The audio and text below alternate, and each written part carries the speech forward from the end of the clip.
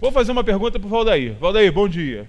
Muito obrigado pela sua participação. Bom dia a todos. Vou perguntar para o Valdair, né? A gente estava conversando aqui, nosso queridíssimo Dom Gregório Paixão, nosso bispo diocesano, esteve aí na cidade recentemente. Aliás, esteve ontem ele esteve aí, mas domingo teve a missa de Crisma lá na paróquia de Santo Antônio. Olha, 100 e tantos, né, crismandos, missa belíssima, gente pra caramba. A paróquia de Santo Antônio ficou pequena, né, graças a Deus, e o bispo Dom Gregório teve a chance de contar mais umas historinhas, né, que ele gosta bastante. Mas o Dom Gregório, nessa participação ontem, o Valdair chamava atenção, disse o seguinte, né, nossa cidade maravilhosa, cidade tão bela, mas, infelizmente, sendo destruída por homens e mulheres inspirados no diabo. E aí eu queria perguntar ao Valdair da inspiração. Valdair, a sua inspiração eu sempre soube que era a sua paixão pela cidade de Teresópolis, assim como é até hoje. Sem essa inspiração da paixão, do pertencimento, dá para fazer alguma coisa? Olha, parafraseando o poeta, eu digo que eu amo com fé e orgulho a terra em que eu nasci. Amo muito o Brasil e sou apaixonado pela minha cidade de Teresópolis, a cidade que me viu nascer. Teresópolis é tão fantástica, é tão gostosa de morar, e ela se torna mais gostosa quando nós estamos fora de Teresópolis. Aí nós sentimos gostar mais de Teresópolis ainda. E não é só conosco. As pessoas vêm para aqui e se apaixonam. Se apaixonam, mas muito por Teresópolis. É o que disse o bispo ontem, que ele é apaixonado por Teresópolis, não vive aqui, mas que é realmente uma cidade muito especial. Agora, mas ele lamenta a oração. Ontem foi dia de Nossa Senhora de Fátima, de Nossa Senhora das Graças. E houve a missa comemorativa na primeira capela da Barra, naquela capela do Espanhol. E ontem eu tive até a oportunidade de exercitar a minha memória. Que estavam falando da Constituição, eu me lembro das missas feitas no local antes de ter a igreja. Antes de começar a igreja. E com a participação da missionária Olga. Olha, lá e tal. E a participação dos portugueses e espanhóis da Carpintaria da Barra, que ajudaram muito na construção daquela igreja e da igreja maior. Aqui, o Tuninho da Carpintaria, Tuninho Araújo, a dona Otília, e mais os espanhóis ali que eram sócios deles, os portugueses ali, que tiveram uma participação grande, e dona Érica, e sem dúvida nenhuma o padre Sotero, Sotero Alvarado. E o bispo dizia que Teresópolis, tão bela, tão gostosa de se viver, a cidade está sendo destruída por homens e mulheres inspirados pelo diabo. Foi a expressão de sua eminência, o bispo diocesano Dom Gregório Paixão. Isso tocou muito as pessoas. E logo depois da missa, a hora que acabou a missa, muita gente ficou por ali conversando, falando sobre a construção da capela, e a maioria das pessoas são muito novas.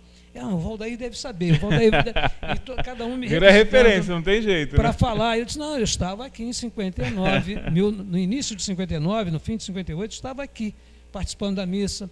A missionária Olga passava filmes aqui, filmes brasileiros, eu me lembro aqui do Anquito e Grande Otelo, e Oscarito, naqueles filmes brasileiros. As pessoas vinham todas para aqui. Inspirado nisso, depois a Barra teve um cinema, o Cine Planalto, de Joaquim Dantas, pai da Glorinha. Então, a construção da igreja. Aí as pessoas perguntavam todas, mas quem são esses homens e mulheres?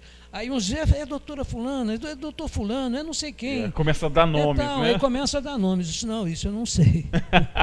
Isso eu não sei. Valdair, como sempre, né, gente? Não, eu preciso manter uma certa distância. Eu tenho razões. Se alguém me perguntar, eu vou explicar. Eu tenho razões até para me manter distante. Já sofri muito no serviço público. Muito. E eu tenho que evitar entrar em choque com alguém. Não é covardia. Não é covardia, não. Se precisar, a gente vai, assume. Já assumi em outras coisas. Houve um momento, entre os casos de Teresópolis, da história da imprensa de Teresópolis, entre os casos de ameaças, de truculência, eu fui vítima de um desses casos. Entre os testemunhos está aí o Vanderlei. Sem dúvida. Teve um momento, por causa de uma notícia, de um comentário publicado não na minha coluna, Zé Vieira. Na coluna do Zé Vieira.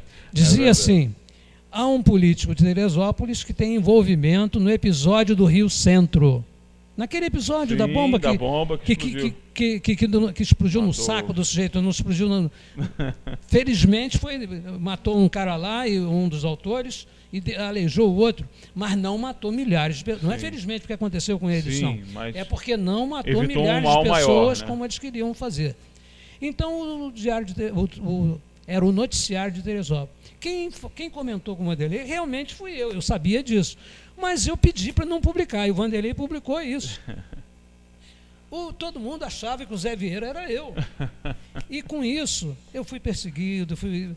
E tem uma coisa, a minha família, eu tive que tirar a minha família de Teresópolis, tive que tirar minhas filhas de Teresópolis. Houve ameaças duríssimas feitas às minhas filhas pequenas. Eu não tinha telefone em casa. O telefone tocou no condomínio onde eu morava, lá no BNH, e chamou minha filha, disse: olha, seu pai vai botar uns tiros na cara dele, coisa assim. Houve o próprio bandido e mais inclusive um vereador. Os comparsas. Um vereador de Teresópolis, um herói, um desses heróis aí muito votados, que telefonou inclusive para minha mulher. Minha mulher reconheceu a voz dele. Complicado. Entendeu? Então, para você que está em casa que de repente não conhece, né, até porque a coluna já não sai há muito tempo, a coluna José Vieira era uma coluna que nasceu no noticiário, depois no Diário de Teresópolis também voltou um tempo. Era uma coluna de... e era produzida pelo Vanderlei. Era produzida pelo Vanderlei, mas tinha participação de muitas pessoas. De muitas pessoas. O José Vieira era um nome, né? Era uma pessoa fictícia. E ali tinha algumas colocações políticas, sobretudo, né? Algumas alfinetadas, alguns comentários um pouco mais ácidos, né? E apimentados, e que acabavam realmente sempre mexendo muito com a opinião pública. Mas, é claro, né? Era uma produção coletiva, né? Todo mundo praticamente da redação ajudava ali, né, com uma coisa que ouviu ali, uma coisa que ouviu aqui. Não tinha, evidentemente, por ser uma coluna quase social, não tinha preocupação jornalística, né, da apuração. Isso é verdade, não é? Tem comprovação, não tem? Fez contato, apuração. Era uma coluna de opinião, e era uma coluna de opinião fictícia, né? Nunca existiu José Vieira, apesar do pessoal achar que era Valdair. Mas não era Valdair, não. Veja bem. Mas tinha Valdair também. A coluna foi criada por mim, o pseudônimo. Quando eu vi que o cenário político de Teresópolis estava se complicando e podia me complicar, eu parei, não dei mais notícia para o José Vieira, não passei mais. Sim, sim. Mas aí houve isso aí. Minha filha mais velha, que tinha 15 anos, a outra de 10 anos ouviu essa ameaça. A minha filha de 15 anos, a caminho da escola, do curso de inglês, ela foi abordada por um cidadão que sacudiu ela: olha, seu pai, não sei o quê. Foi assim. E tem mais uma coisa, eu tive a solidariedade do Delcio Monteiro, sim, do Rubem Alsina e do Vanderlei Pérez, só na imprensa. Eu tive colegas de imprensa que fizeram zombaria, que botaram: o Valdair está ameaçado, coisa assim na imprensa. Sem necessidade. A pessoa que fez isso comigo já morreu. E que eu durante muitos anos, eu sempre, quando me lembrava, eu orava por essa pessoa, pedia a Deus para perdoá-lo. E quando ele estava doente, ele morreu com vontade de me pedir desculpas. Eu sentia isso, que sempre que ele me encontrava, ele se desdobrava em querer me tratar bem. Ele tinha vontade de me pedir desculpas. Eu tenho certeza disso. E quando ele estava para ser internado no hospital, eu telefonei para a casa dele. Não? Eu só quero dizer a você que você vai ser internado. Eu conto com as minhas orações, estarei orando por você para que Deus te abençoe e você saia bem dessa. Ele voltou. Ele, depois da cirurgia, ainda viveu mais 2 ou 3 anos. A família dele não entendeu, porque quando eu liguei, ele chorou muito. Quando eu telefonei para ele chorou muito. Mas tem a questão do remorso. Então, foi um político de Teresópolis, veja bem, não gosto de falar sobre isso, eu falei, é um testemunho para a história, que é preciso, preciso. E para justificar por que eu tenho um certo cuidado. A postura de... Depois houve uma outra oportunidade mais recente. O governo Arley, eu gostava muito de Arley, pessoalmente, achava um menino brilhante, um menino pobre, filho de uma família extraordinária. O pai dele eu conheci, era gente muito boa. O Arley estava indo para o caminho errado. Eu tinha intimidade com ele bastante para isso. Procurei, falei com ele, aí escrevi um artigo dizendo da necessidade que ele tinha de urgentemente diminuir o número de secretarias, diminuir aquelas despesas, estava trazendo shows muito caros, shows trazendo lá para Vieira, lá para não sei onde, bandas caras, para usar as bandas de Teresópolis, para diminuir. Eu falei isso no jornal, aqui no Diário. Sim. Houve uma revolução na prefeitura, houve um grupo, não Arley não. Na verdade, não Arley, mas um grupo de puxa-sacos, de comparsas que estavam, talvez os autores realmente da desgraça do Arley. Sim. As pessoas estavam roubando mais no governo Arley, se reuniram para mexer na minha aposentadoria, tirar a minha aposentadoria. Eu ganharia na justiça. Se alguém tirar, eu vou ganhar na justiça. Claro, teu direito, ninguém levaria pode... meses. Mas ia te dar um aborrecimento. Ia me dar um aborrecimento muito grande. E eu me tratando, eu em tratamento de saúde. Sim. Então, foi um momento muito difícil.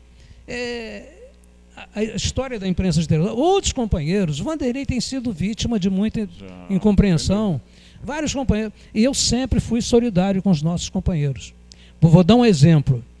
Eu nem tinha tanta intimidade. O Durão foi preso por ser um companheiro, eu fui visitá-lo, ele já tinha saído, ele já tinha sido no governo do Arley. Sim. Eu fui lá para visitá-lo e ele já tinha saído. Eu sempre fui solidário com os companheiros da imprensa, sempre fui, mas não foram comigo. Teve uma pessoa, na época, um cara que não sei se já estava ou se foi mais tarde presidente da associação, dentro da sede do Diário, era aqui na Reta. Sim. Ele falou uma coisa para mim que eu dei um empurrão nele, ele caiu. Eu nunca agredi ninguém. Depois de adulto, eu nunca briguei. Nunca. E eu o agredi porque eu, com aquele desespero, com a minha aflição, com as minhas filhas sofrendo, com a minha mulher sofrendo, e eu com medo, evidente, eu sou homem, eu sou normal, claro, eu sou de carne e osso. Aí, esse cidadão me fala uma coisa lá que zombando de mim. O cara era presidente da Associação de Imprensa de Teresópolis. Nossa. Quem foi comigo à delegacia, nós fomos à delegacia para registrar a queixa, sabendo quem era, dizendo assim, não sei quem foi, não sabemos quem foi. Claro que sabia.